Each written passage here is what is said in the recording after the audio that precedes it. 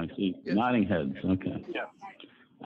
My apologies. We had a glitch in our system. We had to update my license so I could accommodate so many people on this call, and that kind of messed up the sound system. But it sounds like we're back, and I think everybody is in now. So this is Judge Dorsey. We're on the record in mallinckrodt PLC, case number 20-12522. I'll go ahead and turn it over to Debtors Counsel to run the agenda. Good afternoon, Your Honor. Michael Merchant of Richards, Layton & Finger on behalf of the debtors. Your Honor, this is obviously the hearing to consider approval of the debtor's disclosure statement and certain related motions. I know that Your Honor has limited time today, so I'll cede the screen immediately to Jason Gott, who will be presenting on behalf of the debtors. All right, Mr. Gott. Good afternoon, Your Honor. Jason Gott from Latham & Watkins on behalf of the debtors. Can you hear me okay? I can, thank you. Great. Before getting to the heart of the hearing, which, as Mr. Merchant said, is approval of our disclosure statement and our proposed solicitation process, I want to take stock of where we are and how far these cases have come. Most importantly, the opioid mediation has been successful in producing consensual allocations among nearly all of the public and private opioid claimant groups.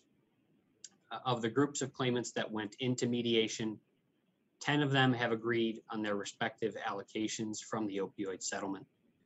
And we also understand that discussions are continuing today during this hearing, in fact, among the remaining opioid constituencies.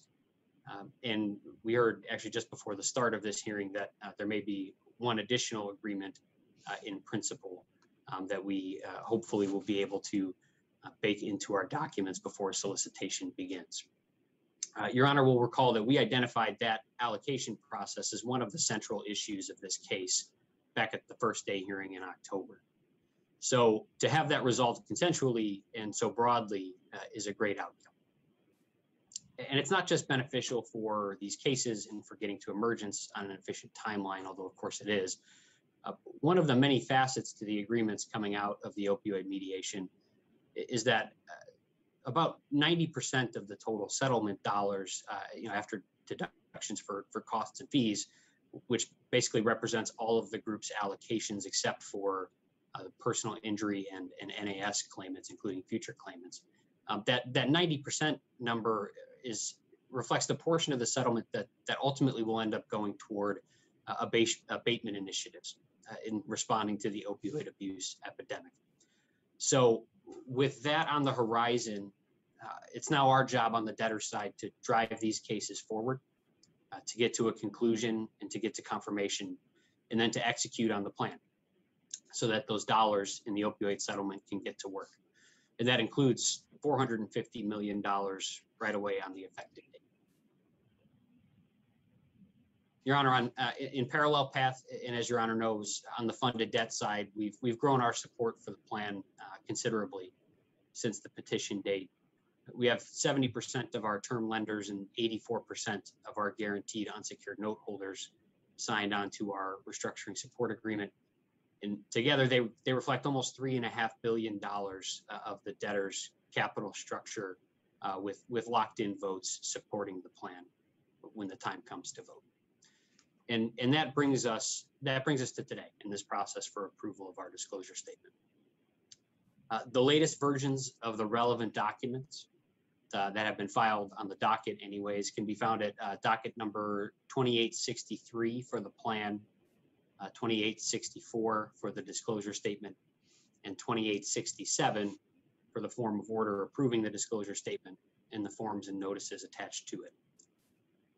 We originally filed our plan and disclosure statement on April 20th, and since then we received a number of objections, including some supplemental objections received just over the last few days based on our June 8th plan and disclosure statement filing. The debtors and the RSA parties and the objectors have been working very hard over many weeks now to narrow the issues raised in those objections. And while we still have a number of open issues coming into the hearing, as Your Honor may have seen from the summary status report we filed, we are pleased to report that we have resolved objections, at least for today's purposes, of the following parties. The ad hoc committee of NAS children, subject to some agreed plan updates that will be included. The future claims representative for opioid claimants, likewise subject to plan updates. United Healthcare, the hospital's opioid claimants group, the third-party payor opioid claimants group, also subject to forthcoming plan updates. The West Virginia NAS and adult opioid claimants group, several other opioid claimants that filed joinders to other objections. That includes Carpenter Health Network, Four Winds, Louisiana, Cherokee, and the Northwestern Band of the Shoshone Nation, in the city of Covington, Louisiana. And then steering away from the opioid side, we also have resolved objections as to the ad hoc group of first lien note holders, Deerfield Capital, which holds some of the debtors' second lien notes, the Chubb companies, royalty claimants Great House, Rose, and Glenn, and Cotter Corporation. Now, among those parties and also others, I know there are some that would like to make statements in this hearing with their views on the plan and the path forward. And I propose to save those for the end, Your Honor, whether that happens to be today or another day, in the hope that we can get through as many of the objections as possible in the time we have this afternoon. And so setting those aside for the moment, we do have outstanding objections from, we believe, about 20 parties. We have proposed disclosure-based resolutions to all of them, where disclosure could address the objections that we received. We've also made a number of changes to the plan to address some of the concerns that were raised. And the court will see as we move through the hearing that considerable levels of detail on a number of different subjects have been added to the documents. But unfortunately, we just weren't able to reach consensus or weren't able to get fully engaged with the objectors over the last few weeks. So jumping right in, and as a point of structure for the hearing today, we wanted to raise initially that we have a significant number of patent unconfirmability objections that parties are continuing to press today. And we tried to capture those in Exhibit C attached to our reply. Certainly some of the objections noted in that Exhibit C have been resolved over the last few days, but there are patent unconfirmability objections that remain. Your Honor, our view is that all these objections go to confirmation issues, which is effectively conceded by calling them patent unconfirmability objections. But more importantly, none of the issues raised by the objectors on confirmability actually show that the plan is patently unconfirmable. Many of the issues raised can be eliminated by voting results, and others simply reflect legal or factual disagreements between the debtors and the objectors, which of course have to be resolved either at or before the confirmation trial. The debtors recognize that it's their legal burden at confirmation, and we will carry it. But in the meantime, we wanted to start by requesting guidance from Your Honor on whether, based on the parties' briefings and the papers that have been filed, the court wants to hear all of these confirmability objections alongside the disclosure-related objections, or whether we might narrow the scope of the hearing a bit at the top by limiting the scope of confirmability objections that might be pressed. Well, I want to go ahead and hear if someone wants to speak. I have read the papers, so I'm informed about what the issues are. But if somebody wants to address them, who's made an objection, I'm going to listen to it. Okay, understood, Your Honor. So with that, I think we can turn. We'd intend to use the summary chart that was filed, our most recent one, filed this afternoon at docket 2873. And we propose to march through that top to bottom to structure the remainder of the hearing. We tried to make that chart useful, and we recognize we may not have gotten everyone's arguments exactly right. So we certainly weren't intending to misconstrue or mislead us to any party's arguments, and we can figure out any issues that may arise along the way. But we did try to consult with all of the objectors about the chart, and so hopefully it ends up being helpful.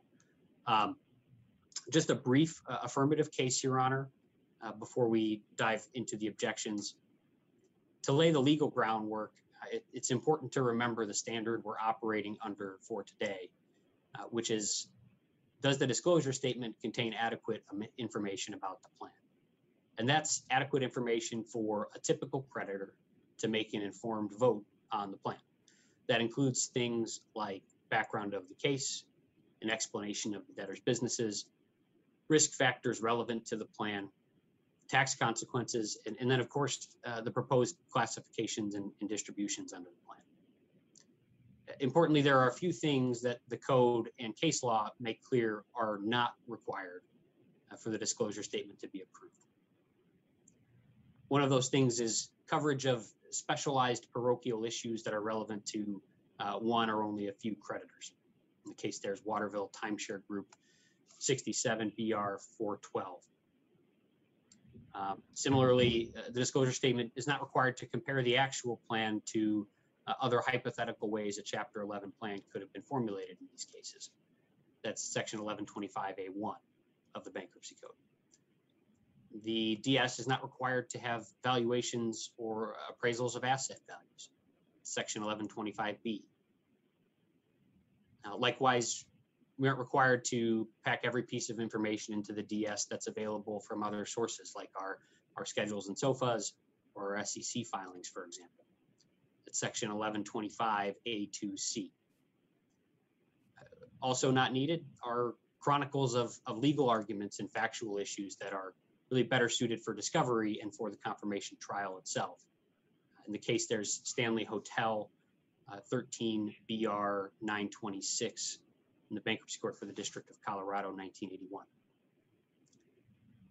And finally, Your Honor, the disclosure statement doesn't have to justify the plan, it just has to explain the plan. The merits of the plan are for confirmation, and many of the purported disclosure-based objections that the court will hear actually go to the justification and analysis underlying the plan, which are classic confirmation issues. So these principles all comport with the overarching notion of making the disclosure statement actually usable for the typical creditor voting on the plan, and not completely burdened with the whims of every creditor who simply wants to make a point. And suffice to say, Your Honor, we've covered the landscape of relevant information with our disclosure statement and then some. It's a very long document that delves into many different topics. And we think it really speaks for itself. So unless Your Honor has any questions about that short affirmative case, I'd suggest we turn to the objections. All right, let's go. Great. So starting at the top of our chart is the objections filed by the ad hoc Acthar plaintiffs group. I will let counsel to the ad hoc Acthar group explain the objections. I'll note that we've exchanged a number of proposed disclosures and actual disclosures that are now contained in the disclosure statement with counsel in the hope of addressing as many of these objections as we can. And you know, I think we've gone a long way to providing sufficient information on the topics raised, notwithstanding that I think many of them, if not all of them, fall into the categories I just walked through of topics that just aren't necessarily required to be covered in the disclosure statement. So with that introduction, I'll allow counsel to the ad hoc Acthar group to walk through their objection. All right.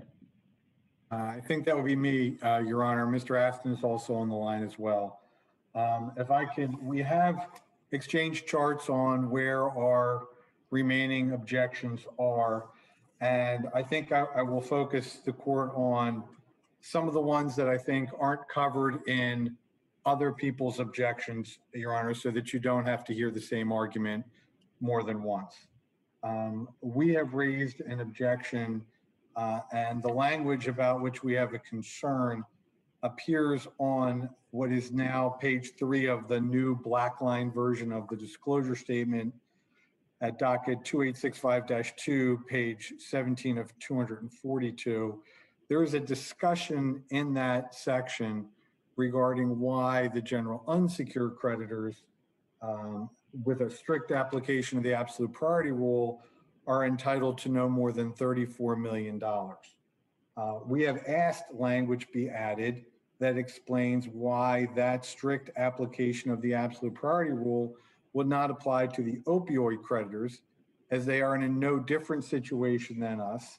They have no better position or claim as we may have against the entities that hold the Actar IP, although we do believe we have claims against those entities.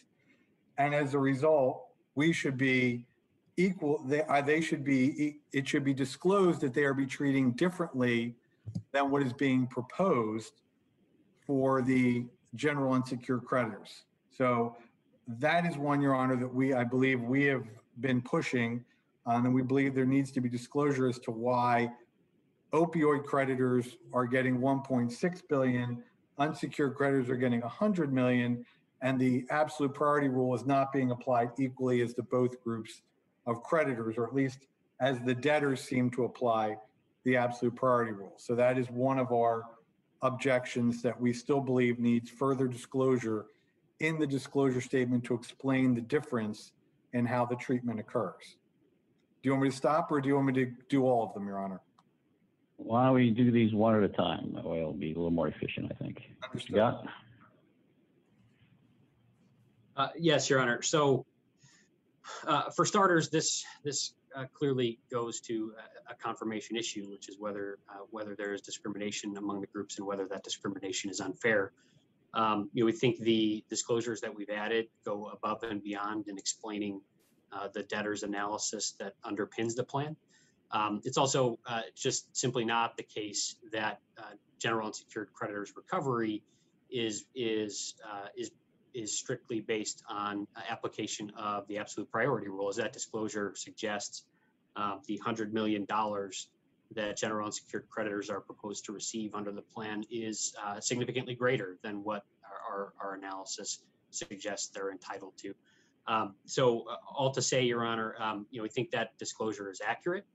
We think it explains the reason, it explains where the proposed recovery for general unsecured creditors is coming from, what underpins that proposed recovery. And moreover, Your Honor, in a separate part of the disclosure statement, it's in Article 3B, we do explain the justification for the recoveries for holders of opioid claims. And in particular, we state the recoveries to holders of opioid claims and other terms set forth in the opioid settlement term sheet are the result of months of hard-fought negotiations. The debtors believe these terms are well within the range of reasonableness applicable to settlements. Furthermore, the terms are justified by the potential amount and nature of the opioid claims, their corresponding entitlements, potential avoidance actions relating to the specialty generics debtors, and the terms of the plan itself, which importantly release and channel opioid claims away from all of the debtors in their non-debtor affiliates. So, Your Honor, we think the issue's been more than adequately addressed in the disclosure statement. Your Honor, if I could respond. Ed? While they provide that analysis with regard to the general unsecured creditors of which my clients are a part, they do not provide the analysis that they have done allegedly or should have done with regard to the opioids. And therefore, there is no way for a creditor to compare whether the same analysis was done as to both. And simply saying that a settlement was reached, whether it was hard fought or not, does not mean you get to override the priority in the distribution scheme set up in the bankruptcy code. 9019 does not override the regular distribution scheme. So if those creditors are the same as ours and there was an analysis that showed that they were different or had some better or more rights, that should be included in the disclosure statement. And if it's not, it does not provide, the disclosure statement doesn't provide sufficient information on that point. Well, I'm satisfied that the language the debtors proposed meets the requirements of 1125. It certainly provides any reasonable creditor with an opportunity to understand what is happening in the proposed plan and whether or not they would want to vote for the plan. So, and it is a confirmation issue on whether or not similarly situated creditors are being treated unfairly. So I will. The second one, Your Honor, that I would like to point out that I don't think is duplicated in anybody else's is our objection to the disclosures regarding the gift that is going to management of 10% of the company upon confirmation. We have asked for specific language, and I should say, Your Honor, there is now finally some language in what is page 57 of the amended disclosure statement at page 71-2 of 242 in the same black line document. There is a section now regarding this that wasn't in the first one. And it indicates that there was hard-fought negotiations regarding this. And we have asked for information regarding hard-fought for who, because it certainly wasn't the general unsecured creditors. We've asked for information on who was representing the debtor, as it is this is a transaction where the board sits on both sides, and the Delaware duty of loyalty, which cannot be indemnified and which they have now breached. We've asked for information on how this was a fair transaction. None of that is in here. All that is in here is that it was hard fought for somebody and the other creditors are okay with it because it doesn't affect for whatever reason, they're okay with it. So we'd ask, Your Honor, for additional information because this is a duty of loyalty issue. It should be disclosed to all the creditors, and people should know why management is getting $100 million for nothing. So we'd ask for more disclosure on that point. Scott? Your Honor, this again, this is plainly an issue for confirmation. We don't, the disclosure statement does not have to provide every legal and factual piece of support for all of the provisions of the plan. It just has to explain what the plan does. And the disclosures we've added more than adequately address the topic of the process for agreement on the management incentive plan and the purpose for the agreement. What the objectors are overlooking here is that the reorganized company will need a strong management team to succeed, to meet its obligations under the plan. And in the pharmaceutical space, incentive plans are key to keeping top management, to attracting new management when folks leave, and the characterization of the MIP as being a gift completely misunderstands the way the MIP works. If anything, it's a deduct against the equity going to the guaranteed unsecured note holders. It's not coming out of general unsecured creditors recovery, which is fixed at $100 million. So this is all confirmation issues, and the disclosures we've added are more than sufficient. Your Honor, again, I think it's appropriate for everybody who is voting on the plan to know how this was valued, who was representing. There should have been someone on both sides of this transaction, at least somebody representing the company's interests, because the board was on both sides of it negotiating $100 million for themselves. And I think it's a little weak simply to say that the management that got us into this problem is the strong management that's going to get us out of this problem, because they're the ones who are the reason we are here today. And they should not be getting a $100 million gift without there being some explanation of the why.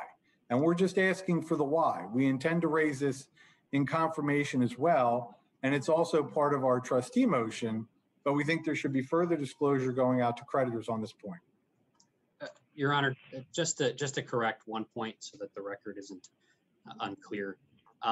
First of all, the management incentive plan does not go to the board.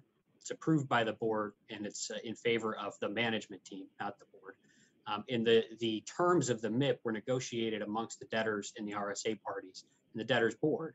And so to suggest that the board or the officers or any other party for that matter is on both sides of the transaction with unfettered discretion to approve and implement the MIP is false, which is another reason that we wouldn't want to include that disclosure in our document.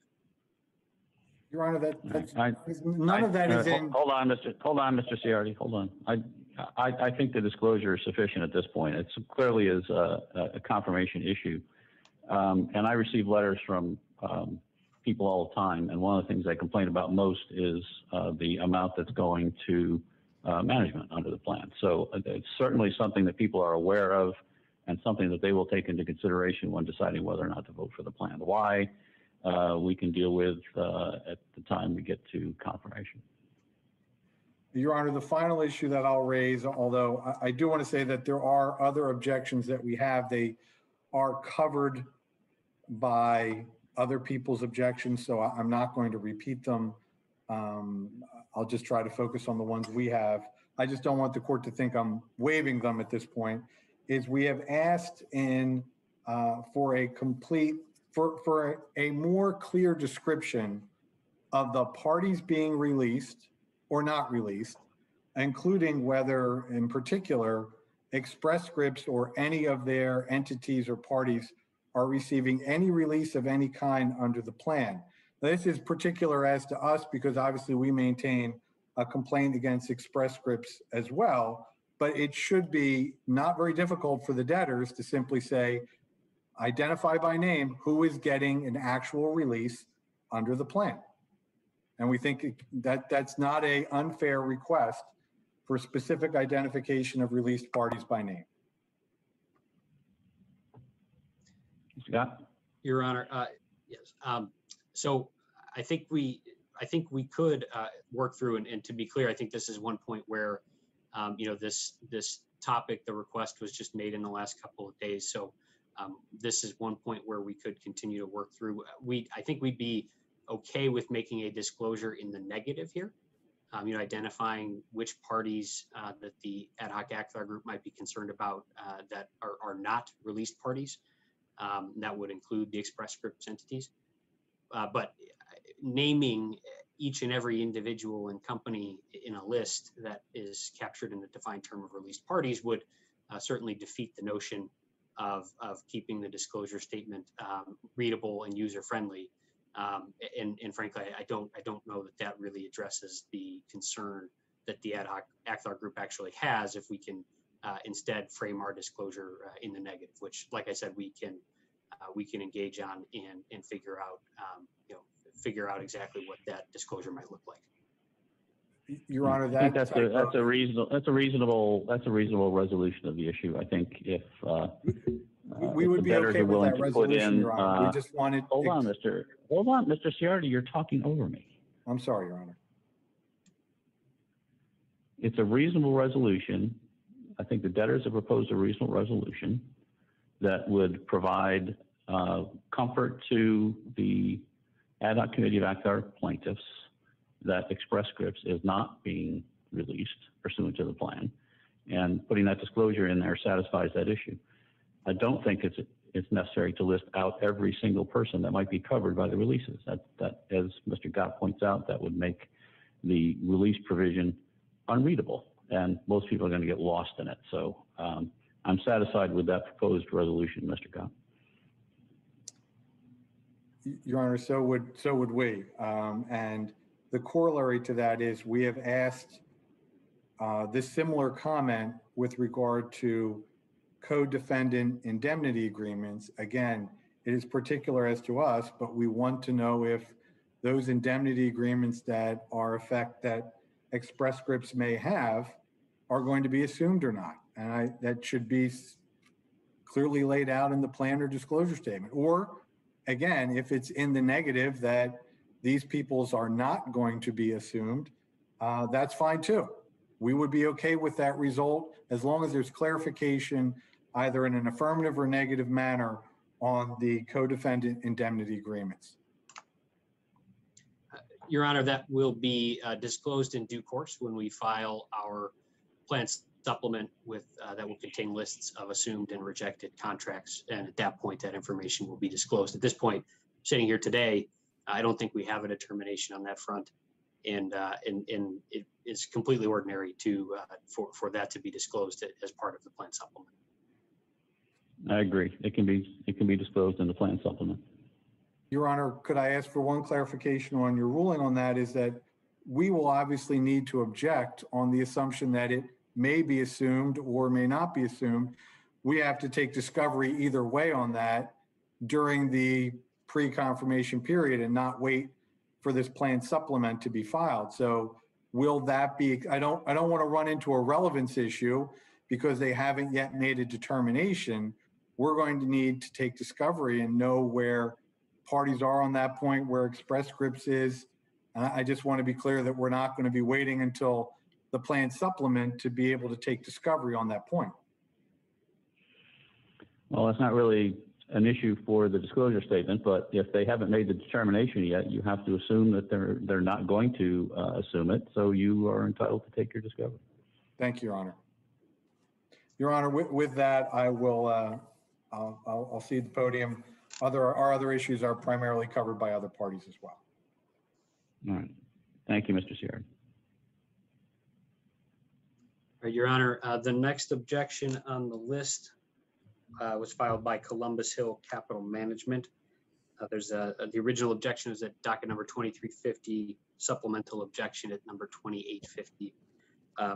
Primarily the objection goes to questions of confirmability, in particular around reinstatement of the first lien notes, as well as the amount of adequate protection payments and how all of those variables factor into the allowed amount of the first lien notes claims under the plan.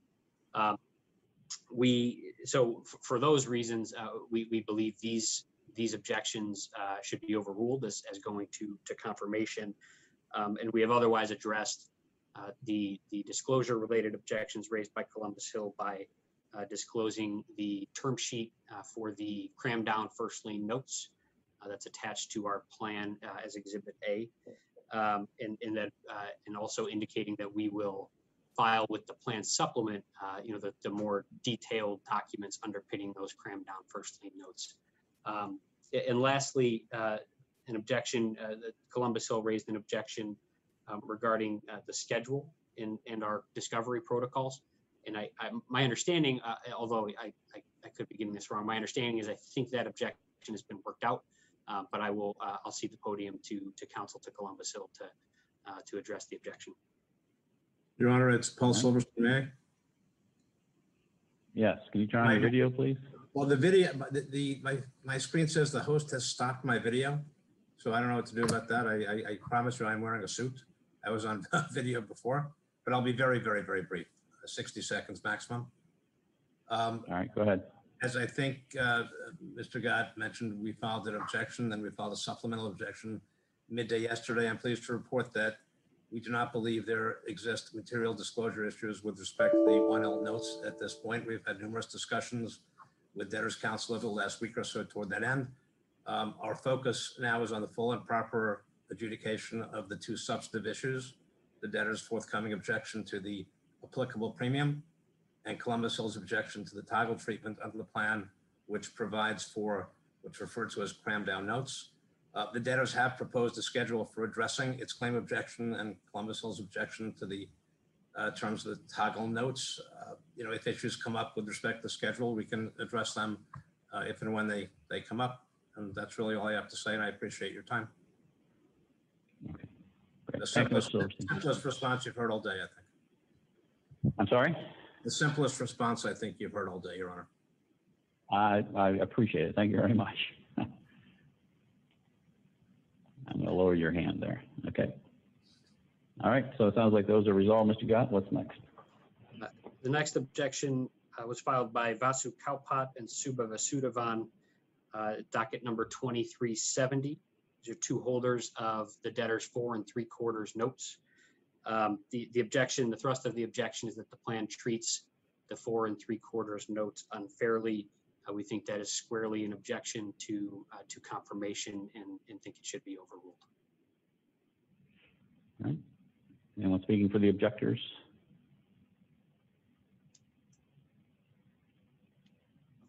Okay, no takers. So I will overrule that objection. It is a confirmation objection. We'll deal with that if and when necessary at confirmation. The next live objection, Your Honor, so skipping over the next row, which we were able to resolve. The next live objection is filed by the state of West Virginia, docket number 2373, with a supplemental objection filed at docket number 2378. Your Honor, really two objections here.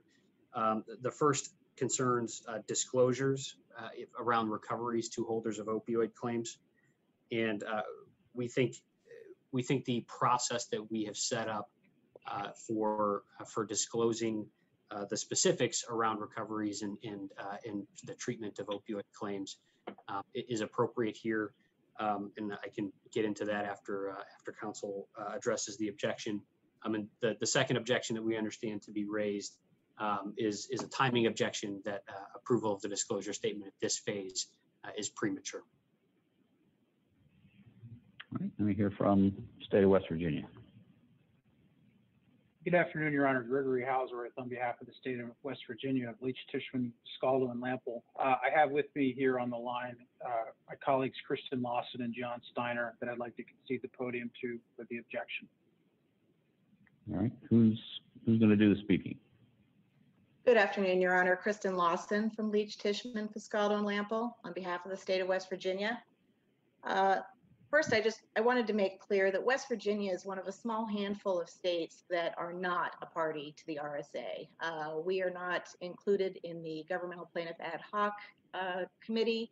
We're not part of the multi-state group that is working with municipalities, and as such, we have not been involved in the mediation or the negotiations and discussions that have taken place regarding the allocations, both to the various opioid trusts as well as between the states and municipalities that are going to be ultimately sharing the assets that are distributed to what is now called, I believe, the NOAT 2 trust.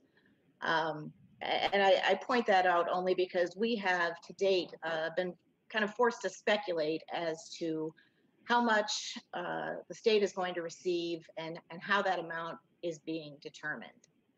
In the recent, just the past week with the amendments to the plan and disclosure statement, we have certainly seen some additional disclosures, some indications that this is actually going to be very similar to the allocation that took place in the Purdue Pharma case, which has been our assumption, but has not been formally confirmed by the debtors. And accordingly, our two issues, which really do overlap, relate to what is that allocation methodology, because that goes to the heart of what a state opioid claimant is ultimately going to receive and how that has been calculated, and also when that information is going to be provided. Because as of now, there have been some improvements in the confirmation timeline, but we are still looking at probably mid-July, early August before the trust distribution procedures are filed. We assume those procedures will contain the allocation methodology, but we're not confident of that because I don't believe those procedures are a defined term in the plan. And you know, this really goes to the heart of adequate information, because again, the question is, as a reasonable investor with the holder of a state opioid claim, what are they going to receive? When are they going to receive it? And what are the risks that they're not going to receive it? And there are still, as of today, some gaps in the plan and disclosure statement. We do not know what the U.S. government is going to receive. We don't know what is going to the other opioid claim reserve. So as a result, we don't even know how much money is going into the NOAT trust. We have some understanding of how it's going to be split with the tribes, between the tribes and the states. And we've been given a percentage. We've been given, there's now a chart that was disclosed as of last week that says West Virginia is estimated to receive approximately 1.06% of the state portion.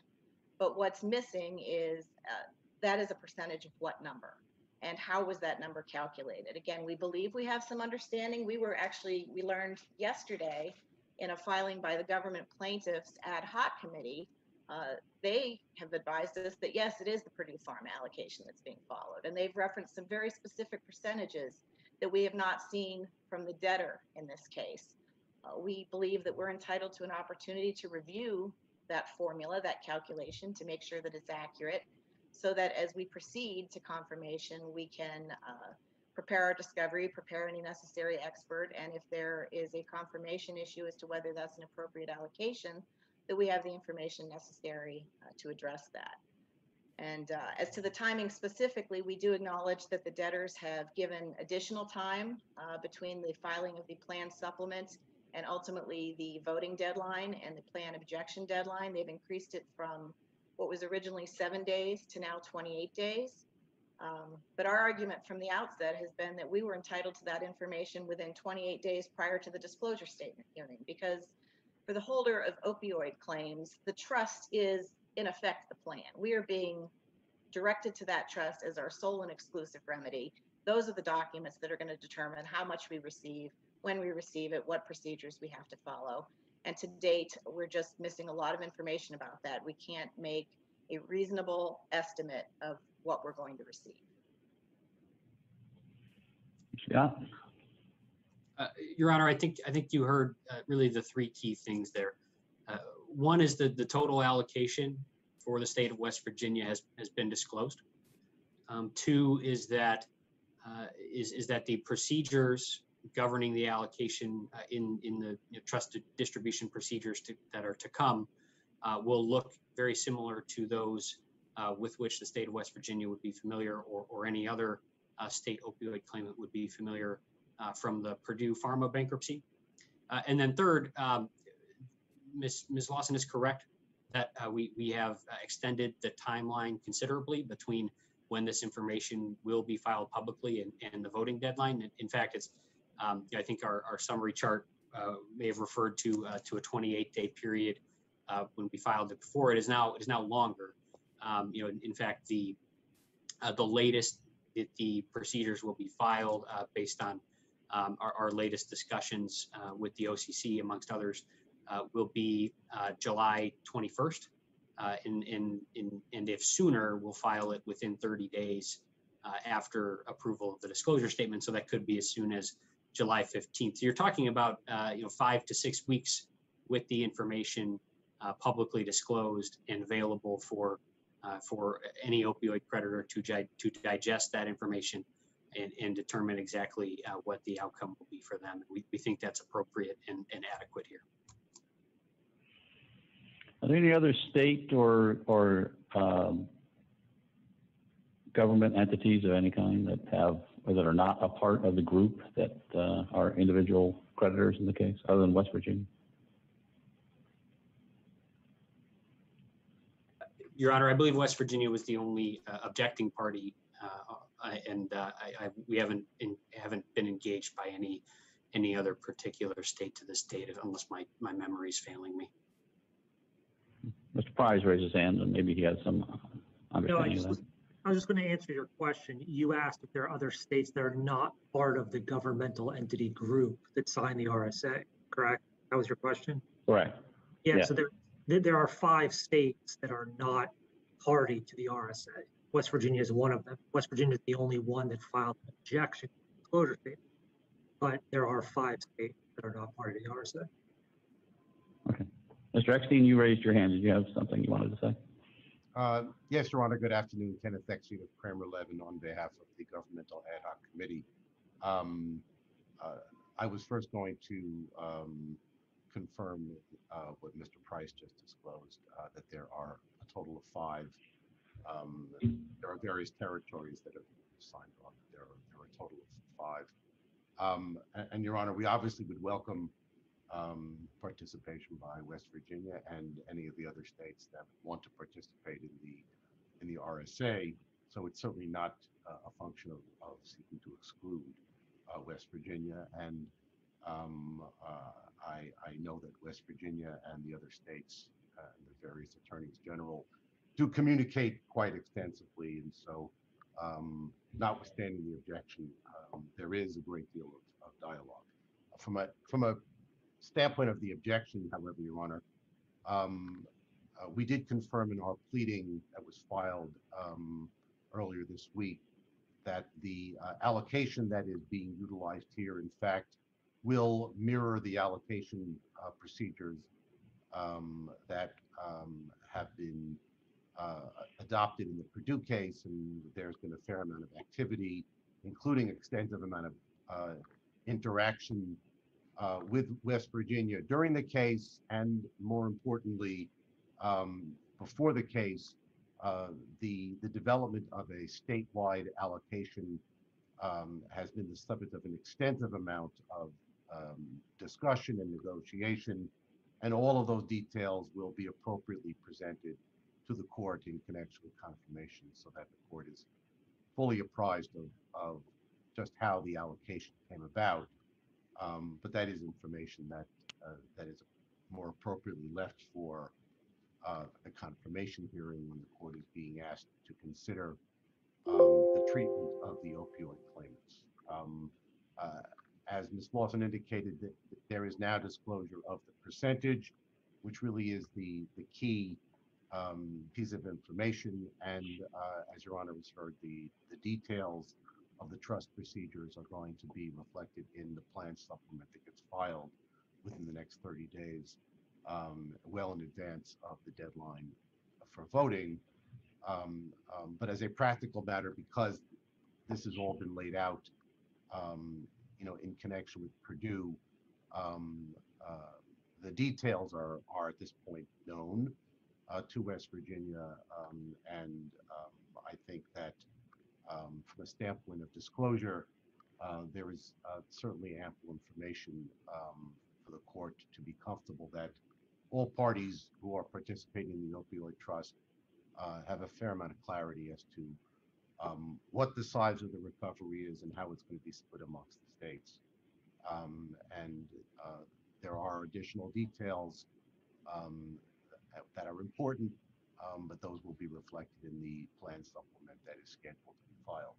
So from a disclosure standpoint, we think that the requirements of 1125 have been met, and we do recognize that if there remains a dispute on this issue at the time of confirmation, that the background to how the allocation has been arrived at will be presented to the court and considered at the time. Thank you, Mr. Eckstein. Let me hear from Mr. McClay, and then Ms. Lawson, I'll come back to you. Thank you, Your Honor. Just to follow up on a couple of the points made by Mr. Eckstein. First, as Mr. Eckstein noted, and as the brief that we filed also noted, there's a table attached to the disclosure statement which lays out the relative percentages among the states. And when Ms. Lawson talked about we don't know what number those percentages come out of, well, she knows as much as we do, Your Honor. Obviously, there are still some variables in play, but I think it's been public in terms of what the pots currently are. Obviously, negotiations continue, but there's nothing that's being withheld. In terms of disclosure obligations, we've, as collectively as the plan proponents, have disclosed everything there is to disclose with respect to the size of the pot as well as the percentages among the states. And as Mr. Eckstein noted, the trust distribution procedures are still being worked on, but when they are finalized, they will of course be put into the plan supplement, as has been done in other cases like Yarway. And we think that's, given the circumstances here, fully appropriate. There's nothing that's being withheld. It's just we can only disclose what is available to be disclosed, and that should be sufficient under the standards that